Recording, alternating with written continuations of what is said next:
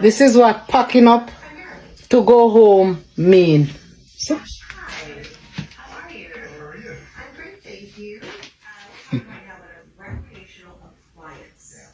if you're new here, my name is Andrea and I am a Jamaican living in Canada, and I just like to give my perspective on how things are going in Canada, how you can come to Canada for yourself. And I want to give you guys an update on my perspective in Canada. Recently, I've been feeling like I would go back home to Jamaica. So, I'm going to keep it real with you guys and let you know everything that is going on here in Canada and what my experience has been like. And for the most part, I can say that it has been positive. But has it been easy? No, it hasn't been easy. Major contributing factors to people deciding to pack up and go back home is healthcare in Canada. The access to healthcare here is just not there. In order for you to see your doctor, it's taking at least 2 weeks for you to see your family doctor. You have a family doctor. You can go online, you can book, but bookings are all the way to 2 weeks. 2 weeks. The access to walk-in clinics is just not there. So if you even say, okay, I'm going to go to a walk-in clinic, when you go, they're either full or they're closing early or something has happened. The wait times are extremely long. If you go to the hospital, I had to take Jada to the hospital the other day, and it took me 16 hours to get through at the hospital with my little baby girl. And that broke my heart. And I know that probably it's the same in Jamaica, meaning that maybe wait times are longer, but I can tell you this much, it's easier for me to access a private doctor in Jamaica. I just pay my money and I'm good to go. So for that's one of the reasons why a lot of people are packing up, and I'm seriously considering packing up and going back home for that reason, number one. Number two is the housing crisis that's happening here in Canada. If you look at the mortgage rates the average mortgage rate in Canada was $1,400 just a few months ago, and now it's $3,500. $3,500. I don't know where in the world prices have increased and have actually gone back down when it comes to things like housing. So I feel like these prices are gonna be here to stay. And when I look at how the Canadian mortgage system is set up, I feel like, I want to purchase my forever home. Yeah, I know a property is an investment. Maybe I still will buy in Canada here. I don't know. But when I look at it now, in the next 3 years' time, what if I don't qualify for that mortgage? Then my house is going to go into foreclosure.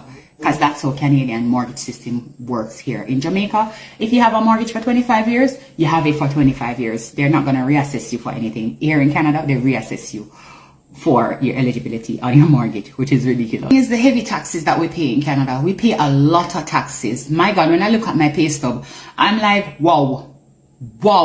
I had to write HR to find out if this is real, because I'm expecting a lot more money than this after tax. Like, really?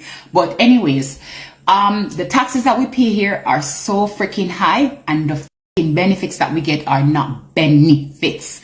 I am so tired, and I'm so sorry for cursing, but I am sick and tired of CRA giving me money. I'm tired of CRA giving me money and take it back. I'm sick of it. I'm so sick of it. Every single time CRA give me money, then them say I owe them. Right now, CRA is telling me that I owe them $7,000. For what? Just because I did my taxes and added my husband to my taxes, right? And he's new to Canada. Now, I call them. I've been calling them for 3 months trying to get this resolved. For 3 months trying to get this. I think it's probably about 4 months now. I've been trying to call them to get this resolved, and the matter has still not been resolved, right? And I think it's disgusting that the government pretends that they're giving you a benefit, and while they're taxing the hell out of you, right? And you can't even get good service from them. You can't even get good service from them. Somebody actually hung up the phone on me the other day. Very rude, and there was no recourse. There was just like nobody that I could talk to report him too easily. Like it was just like I had to wait 1 more hour to get back on the phone with somebody. It's just ridiculous. Those are some of the major things, and I think those are really, really major things. I just watched a video with this young man who said that he took his child to the park and no white children would play with her every single time, and he lives in British Columbia, and I have that very same experience that he has. every single time I take Jada to the park, and my baby is so friendly. She's very friendly, very polite, loves to share. And I find that only non-white children will actually play with her. So it begs the question as to what those parents are actually telling their children. I think that if you have a good life in Jamaica and you can find your way, find your way. Find your way. You're going to be much happier in Jamaica. Find a way to make it work and to be happy in Jamaica. No one better than yard. I am getting a lot of messages from you all. Persons wanting to interview me. I am not interested in interview at any time. At this time, I am refocusing, rebuilding my composure. But I am not interested in any interview with anybody at this time.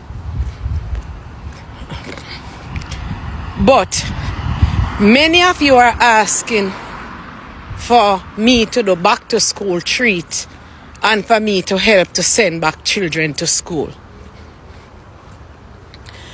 One of the reasons why people don't like me is because I'm open and I speak it as it is. When I was living in Jamaica, I assist children in going back to school. I assist the community as best as I could. I assist my family members. I spend my money and assist persons. Now that I am in Canada, I am not able to do that anymore. Financially, I am 10 times worse in Canada. My friends that are here for 40 years, I ask them how they manage to can buy a house and whatever. Well, most of them cannot buy any house. Our persons who do buy a house have to sell it back because they can't afford to maintain the house. And they will buy a piece of land in Jamaica from when I go build back on their family house, family lands down there, or add onto them family land down there. And that is how they survive. And they do that over a 20-year span. Because there's no way Chris and I are here working that we could afford to help anybody or build anything or buy a house or whatever we have in Jamaica, whatever we had back home in Jamaica, whatever money is that we have to have for our future. There's nothing in Canada to add to it. So if you are thinking about life goal or you're thinking about Canada is not the place for you. Canada is a place of quiet and peace and contentment. And when your heart full of troubles, you come to Canada, come retire. Canada is a retirement place. No money is here. Well, no money is here for me. Maybe if we decided to do 2 other jobs, that Chris will do 2 jobs and I would do 2 more, then we would have 6 jobs together. Then maybe we could assist persons buy big house and big car and could live if we're willing to do 6 jobs. I am fighting poor health. Chris have to manage to work the little bamboo as best as him can. So Chris cannot do more than 1 job because in free time I have to spend working on me. So we don't have anything to give anybody. The minimum wage, we're almost working minimum wage. Canada don't recognize degree and PhD and all of that.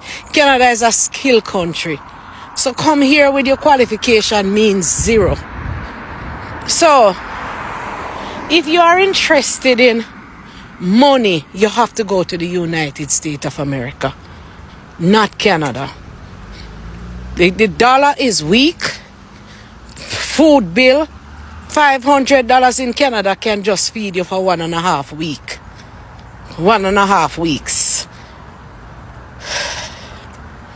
Nothing is in Canada.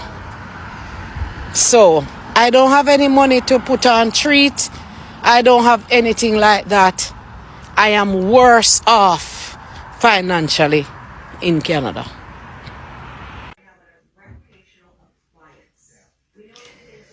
Yeah.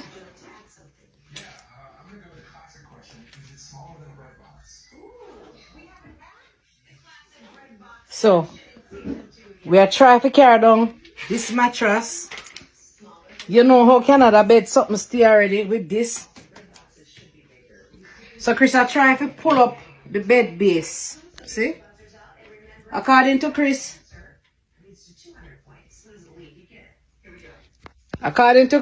this base can pull up. So imagine me sick with my back and Chris sick with him back. And we have to pack all of this. And this is just for Chris little corner, you know. This is just for Chris little corner for pack. And you see Chris now, Chris loving junk them like how me love me junk them, you know. So me I wonder if Chris a carry all of the big old winter clothes them go back to Jamaica where we no need. You can't tell him to no carry all something them kind of bakes like a hell. So this bed head here, when I buy at the brick, I not left it. And see me kiss me, baby, there. So, I know how it go. Jamaican men are depressed over here in Canada. Listen, can we talk about how a Jamaican man can get depressed when he comes to Canada? A lot of people had warned me about this before my husband came to Canada, that listen, don't force him, let him come on his own time, because when the Jamaican man them come to Canada, it take a toll on them, and especially if the man was coming from a situation where he was in a corporate job, where he was getting paid a really good salary with benefits and all of that. When he comes to Canada and have to adjust his life to what Canada is, and this is not applicable to all situations. Sometimes some people come and them land in a really good job and it's equivalent to what they had in Jamaica. I'm not talking about those circumstances. I'm talking about, you know, when the man come to Canada and he have to do something completely different from what he used to doing back home in Jamaica. That will take a toll on your man. When I say that will take a toll on your man, that will take a toll on your man. And I know coming to Canada is an opportunity for a lot of people. A lot of other men there and them well on the bus, and them when them come to Canada, them get to do things that they never did before with themselves. Not talking about those people either.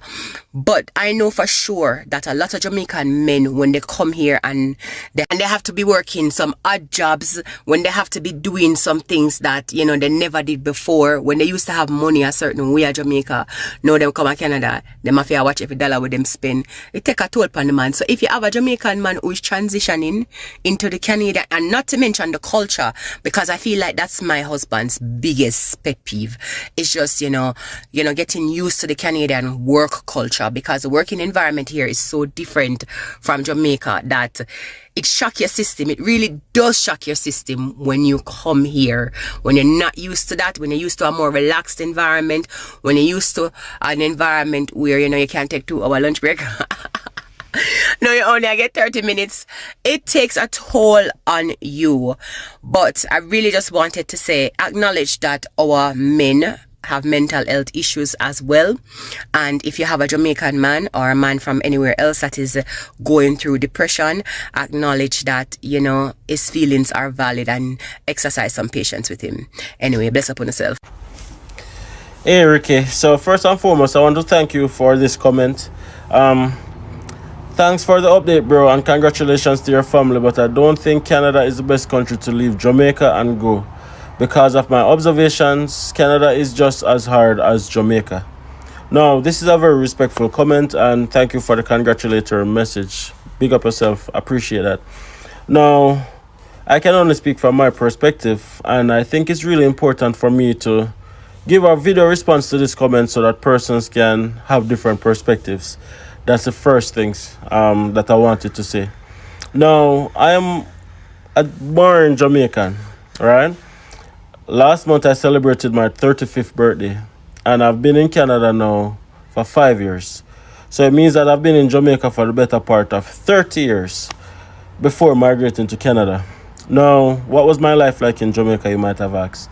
Now, I went through the regular school system like many persons watching this video right now would have been through. Started college, didn't finish, but have some level of tertiary education. Have a decent middle class job. Worked as a finance, not a finance. What am I talking about? Worked as a loan officer at a loan company, right?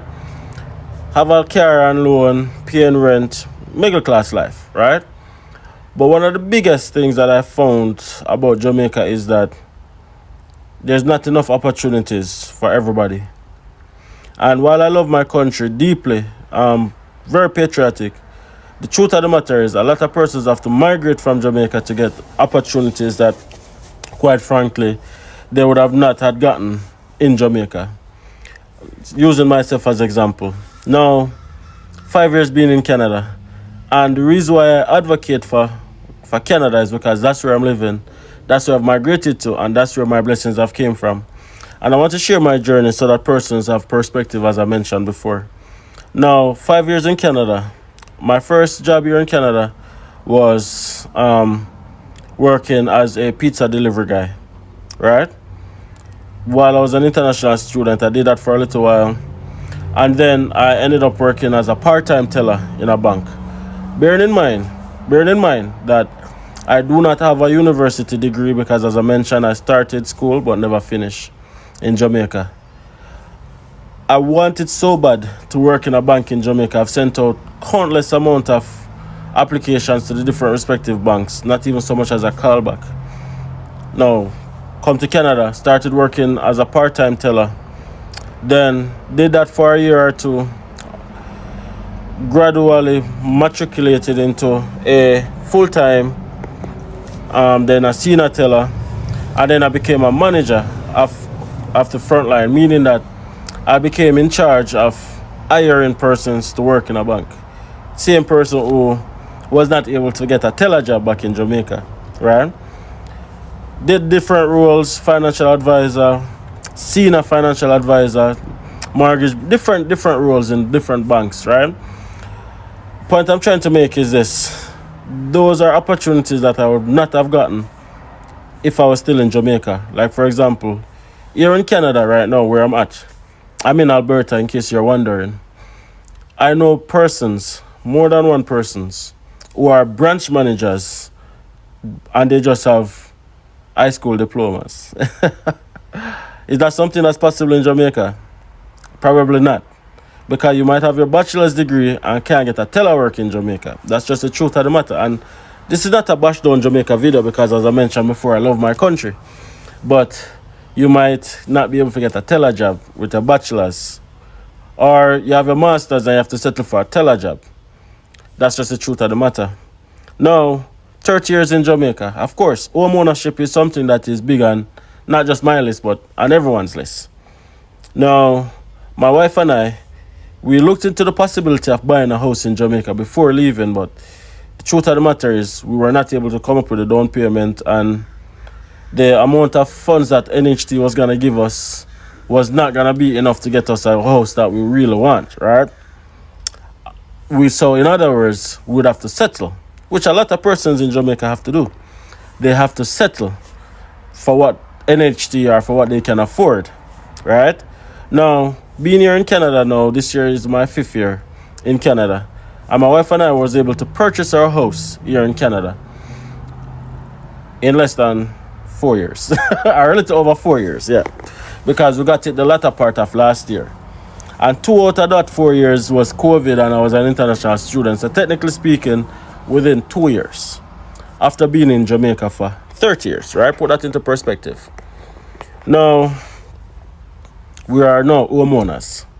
Now, the other thing I'd like to point out is back in Jamaica, I was driving a Nissan Tida, because that was what I could afford to pay for a car payment, right? It was a 2012 Tida at the time. It was like 2016, 2017. That was the year 2018. So 2012 Tida was a decent car at the time, right? Then I moved to Canada. Within the first month after being in Canada, I was able to get a 2016 car. I moved to Canada in 2019, by the way, and whilst it was a 2016 buggy, it was a 2016 car, very nice. Then I upgraded, or probably not say upgraded, but changed to a 2016 Dodge Journey, right? And then earlier this year, we were able to change to a 2024 Volkswagen T1, right? Nice car, 2024 car, bossy, very, very bossy. Point I'm trying to make is this: those thoughts wouldn't even be in our minds if we're still in Jamaica. Now let's talk about my daughter. I have a daughter who, since being here in Canada, has been diagnosed with autism, non-verbal. Now let me tell you this, Ricky. I cannot imagine raising an autistic kid in Jamaica right now, because from lack of resources to the ignorance of the society to so many different factors, she would not be able to integrate into the regular school system for one. But here in Canada, my daughter goes to the regular school system. She has an educational assistant assigned just to her to make sure that she's reaching her full potential and her full goals and stuff like that, that I would not have been able to afford in Jamaica or even provide her back in Jamaica. Now, I say that to say this: anywhere in the world you go, there are gonna be opportunities and there are gonna be challenges. The truth of the matter is, Canada has a lot more opportunities than what Jamaica has for the majority of people. In everything you have exception. There's gonna be somebody watching this right now saying that I stayed in Jamaica and I made it. You're an anomaly.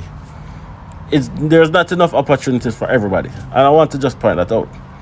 Now, because there's not enough opportunities for everybody, some of us have to migrate to find our own opportunities while still representing Jamaica, because trust me, anyone got people know me I had it. But we have to do with things to kind of make it in a life, right? So those are just some of the factors that I'm pointing out. Now, the other factor that I'd like to point out is safety. Now, crime is an issue anywhere in the world you go, and anywhere you go you have to use common sense, right? But where I'm living right now, the type of crime that exists right here, trust me, it's not even crime in my book, right? I don't have to go to my bed at night wondering if my house is gonna be shut up or if somebody's gonna burn down my house or kick in my door, and gruesome murders and horrific crimes that happen in Jamaica. Whilst it happened here in Canada as well in some parts, it's very few and far in between. And depending on where you live, it might be even fewer and far in between. Now, what I will say is that it depends on where in Canada you live. The opportunities varies based on where you choose to live. So choose wisely. There are some places that has more opportunities than others, right? Don't let anybody discourage you from moving to Canada. I would never discourage anybody from moving to Canada. Keep the right mindset, because it's all about the right mindset. There's enough opportunities here for you to make it. All you need to do is to take one of those opportunities. When somebody tries something and it doesn't work for them, then try to dissuade other persons because it didn't work for them. Don't fall into that trap. Don't let them get you. Don't let them get you. Listen, I'm a real yardie, real Jamaican who migrated, who's telling you guys that, listen, opportunities are there. Go for it. 100%. 150%. Anyways, I appreciate your comment, my bro. 10 minutes is almost up. That's how long it allows me to do this video. So, big up yourself. Hello guys, once again welcome back to my YouTube channel. I'm your host Larry, and if you're coming across my video for the first time, if you're coming across my channel for the first time, I love to urge you to please consider subscribing to my channel, like my videos, comment, and also share. So in today's video I want us to have a few discussion about the video you've just watched, and it's all about our fellow Jamaicans complaining about the life in Canada. And we've seen some of them are even coming back home because we've seen them say the health centers and facilities in Canada, it's not favorable to the people of color, which means the black people. Now, before we even dive into much of this discussion, I know our leaders, our presidents can't make the whole country great as we expect, but please, our leaders can start by making the citizens of our countries, by giving them the first priorities. We've seen a lot of cases, not just in Jamaica, but also here in Africa. In my country, for instance, we've seen a government brings out a certain tender, a certain project, And instead of these government officials giving the citizens of this country the first priorities, because we know in a country we have the best architects, we have the best doctors, we have the best nurses, we have the best teachers, but you find out that the country really hires some foreigners to come in our country. Because recently there is a video of a Chinese here in Kenya who chose to insult Kenyans at the construction site. Bear in mind that this Chinese has been given first privilege in our country. Now, the country failed to acknowledge the country's citizens. We have the best architect. They didn't give them that job. Now, even the position that this Chinese man was playing, it wasn't that big a role. Like something you can say, it can be a hard task for our Kenyans.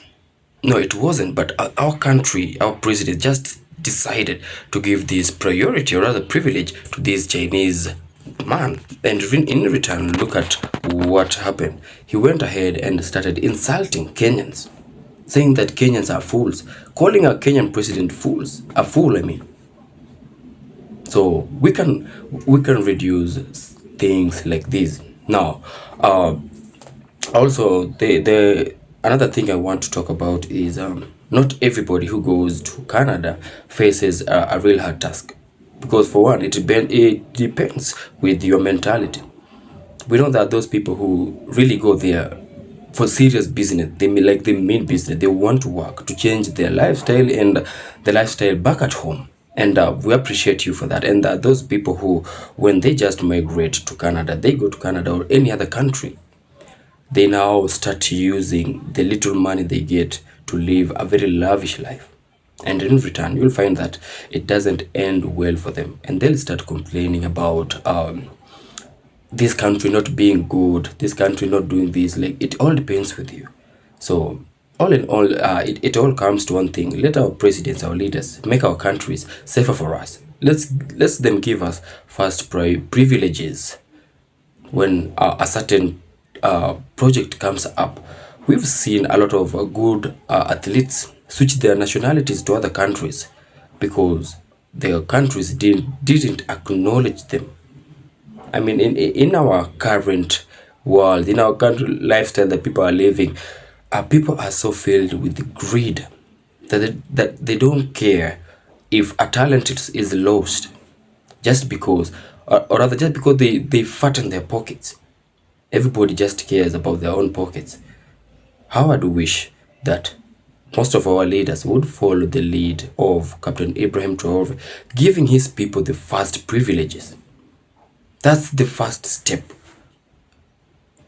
to being free, to being liberated. It all starts like that. So how I do wish that our leaders would please make our countries safer for us. And another thing I want to acknowledge is that, or rather let people know, to our fellow people of color, and by saying people of color, I am referring to black people, to our friends, our families who are stuck in the diaspora. We want you to know that you are welcomed back home anytime. If you have the means to get back home, just come back. You don't have to suffer in the diaspora or die in the diaspora. The little money you have, it can get you something real good here. And by that, I'm talking about Mother Africa. When you come back, that little you have, that few savings you have, it can get you something amazing here in Africa, and also can get something good in the Jamaicans, in the Caribbean, because we all know that the Caribbeans, they are living a very dream life to a lot of people. People save so that they can go and live in Jamaica when they retire, because Jamaicans, it's one of the countries that's blessed with almost everything in the world. So I'd love to also let our leaders know, when our people of color come back, let's welcome them. Let's not neglect them. We've seen the other video I did whereby the Jamaicans and the Africans are complaining that when they come back, we the people of color who are still back in Africa and in the Caribbean, we're the first to oppress them. We overcharge them just because they are from the diaspora.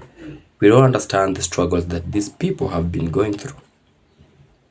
So let's just spread love, let's spread good vibes. Now I want to also remind you this: if it's for the first time, please, you coming across my video, please consider subscribing to my channel, like my videos, and also comment.